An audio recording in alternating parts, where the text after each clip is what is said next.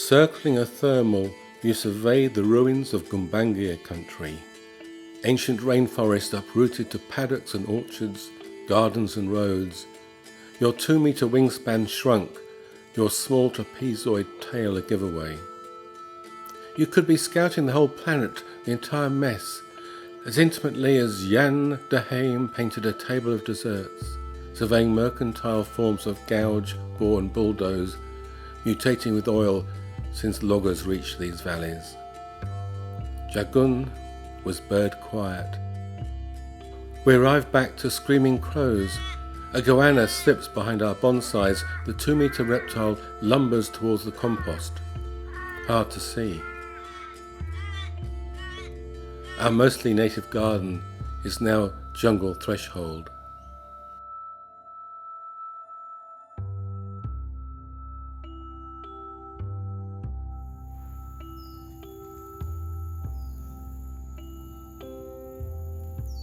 The paperbark swamp floats gloom perforated by ripples, driving widening rims to extract all available light.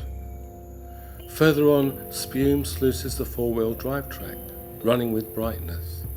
Another few meters, I'm on the beach, watching a spread-eagled giant who dwarfs Neptune, that bad-tempered lecherous bastard. She's putting her shoulder into it, relentlessly pounding the continent. Dangerous surf warnings clasp the coast. With so much light that night seems improbable. What is urgent about my state, with time to enjoy all these wonders, despite eco-grief and worry, my mother close to fleshing out a worn century?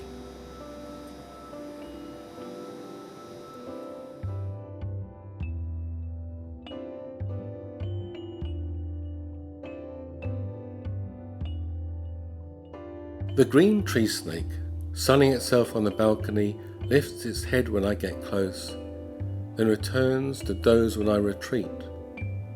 It's placid, bites infrequently, and is not venomous.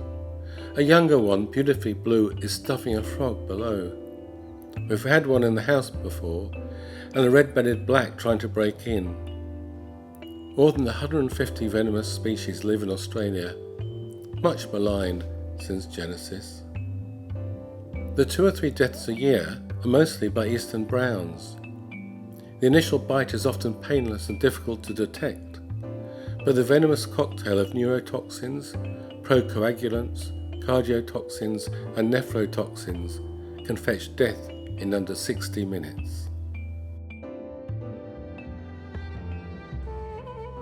A Portuguese man-o-war spreads tentacles 50 meters, but these remnants decaying in heaven's ice shroud are 100 times longer, or 1,000, or more like Cy Twombly's magic glyphs transforming the sense of sky.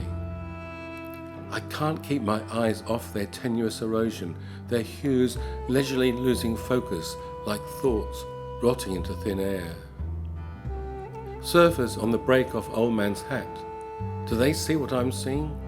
Kinetic and static parameters of wonder? And clouds are wonders. They have no need for sentiment.